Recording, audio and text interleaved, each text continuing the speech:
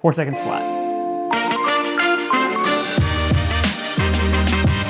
So now that we're in off season of scope carbine, there's not really any matches going on right now. I've been getting a lot of questions about Dryfire and how do you dry fire scope carbine? What do you do? Like, what are some of the drills you do? And so I figured I'd hop on here and give you guys a quick breakdown of like how I started dry firing. Now, I typically do it off of a tripod, but I know that most of you or most people aren't shooting off of tripods at home or practicing off of them, but almost everybody has a ladder. And so we're gonna do this around Joe's ladder standard. So if you've seen that, there's a bunch of videos. There's one up here, you can go watch that one. You can see that. It's a great drill to do. Shooting off of the ladder was never about shooting off of a ladder. It was never designed to be like, oh, in the real world, you're gonna shoot off a ladder. It's just an efficient way to practice because you get different levels that you can practice from. So you can do a seated position, a low kneeling, a high kneeling, or a low standing, a standing position in a very small area. And so like for you guys who are practicing at home or dry firing, a ladder makes a lot of sense because you don't need a special barricade. You can do a cat toy. Taylor has a video on how to make a cat toy if you want to use one of those. I'll link that up here. You can check that out. If you have space in your garage or your backyard that you can do that, awesome. But if you're like in an apartment, smaller house, you don't have a lot of space, ladder makes a lot of sense. It's just really efficient. We're gonna use this as our base. This will be what we work from. All of this is gonna be done off of here. And again, a lot of work can be done from the ladder. Just be creative with it. So I think Joe's got some more videos coming out on some other drills using a ladder. Keep an eye out on Joe's stuff. Check out his Patreon. He's got some really cool stuff going on there. All right, so let's get into dry fire. And I've got the trigger cam going so you guys can see what I'm seeing during dry fire. You can see what the reticle's doing in wobble zone and all that. So the first thing that I do when I get into dry fire, especially if I haven't been shooting for a while, is to just work on building good positions and make sure that my positions are good, and then I'll go from there. So the way that I do this is I will just pick whatever position I want to work on at that time. Usually in my dry fire sessions, I'll work all of them.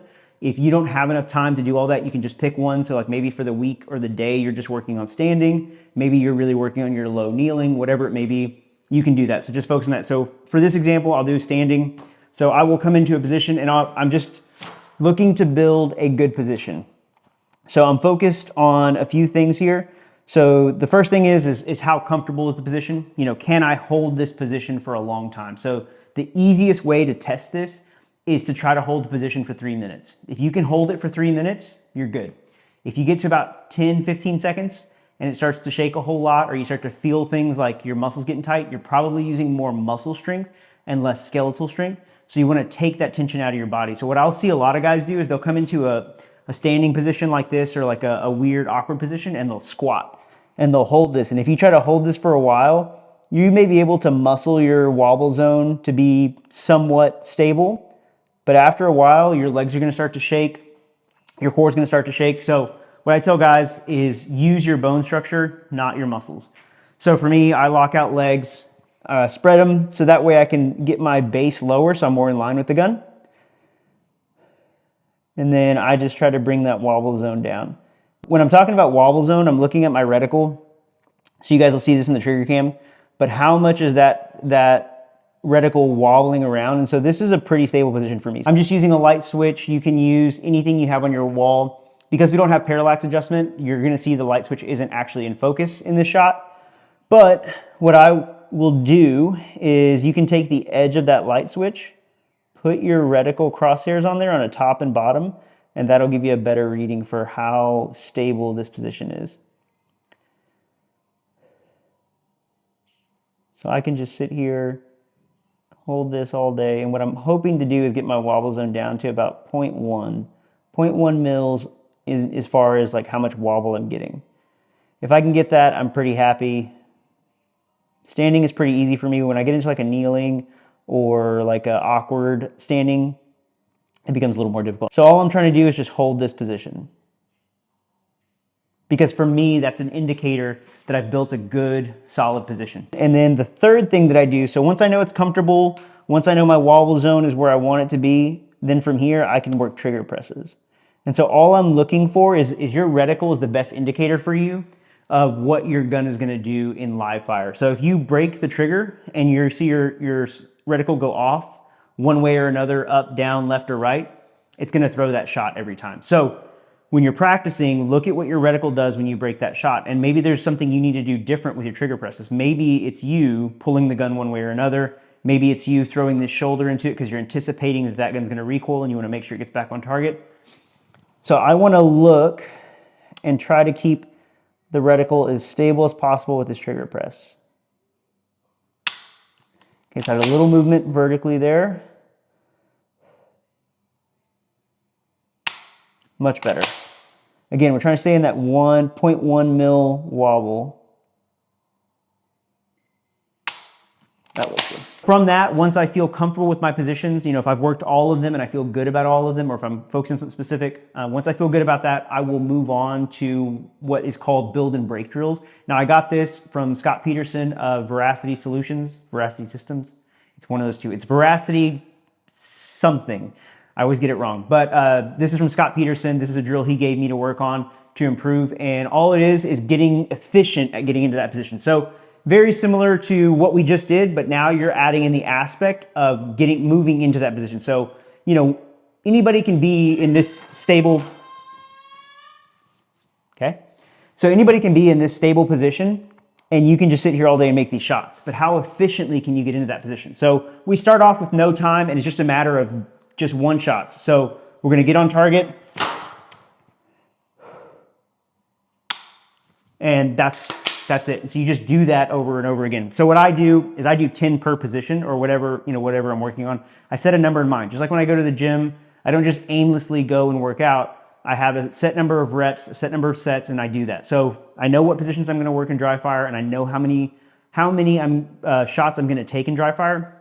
And part of the reason I do that for myself is I limit myself. One of the best lessons my college professor told me was like every professor is like, you have to write a paper and it has to be at least 8 pages or at least 10 pages or 12 or 20 or whatever it is.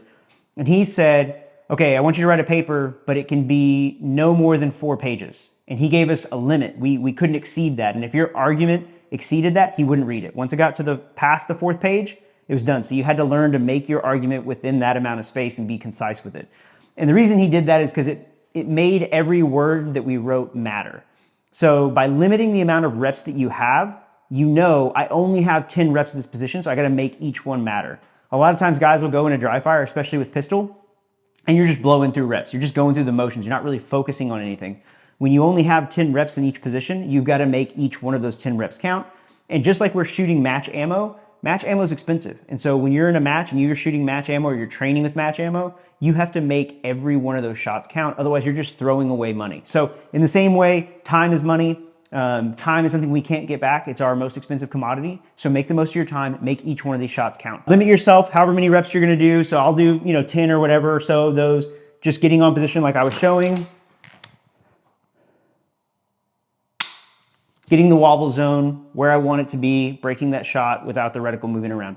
Now, once I feel comfortable with that, and I've done that in every position, whatever positions I'm gonna do, I will move on to using a shot timer. I like to use the Kestrel shot timers. There's a few reasons I like these. I like the 2 windows in that. They're good, but the main thing is they have a Dryfire setting, and the Dryfire setting on this is phenomenal. So you can adjust the sound of the beep, you can adjust how sensitive it is, suppress, unsuppress, all that. Anyways, but I like to use it for Dryfire. It works really well. So I have a number in my head for me of what I want that first shot on target to be. And this is something that I am currently working on in the off season to get better for next year. So I've got that number in my head. For you, that number is going to be different. So I would say the first thing that I would say to start off doing this is do those 10 reps, no time. And then time yourself to see what your average time is. Do 10 reps, see what your average time is across the board of those 10 reps, doing it individually, a build and break for each position, and use that as a baseline. Now you want to get 1 second faster or 2 seconds faster and find ways you can get more efficient in getting into that position. I'll show you what this looks like for me. Again, we're going to do this all from the standing.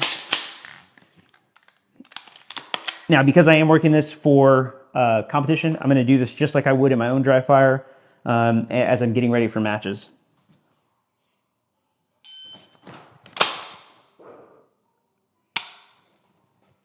Okay. 4 seconds flat. That is what my Dryfire looks like. Now, once you're comfortable with that, you do that under time and you're setting whatever your time is, your par time, and you go through all your positions. Once you have that and you do your 10 set or how many reps you're gonna do, your 10 reps each position, Then you can start moving into working in and out of positions, getting efficient at moving from position to position. That's where the ladder standard comes in great, because you're working on getting shots from all these positions in a very short amount of time.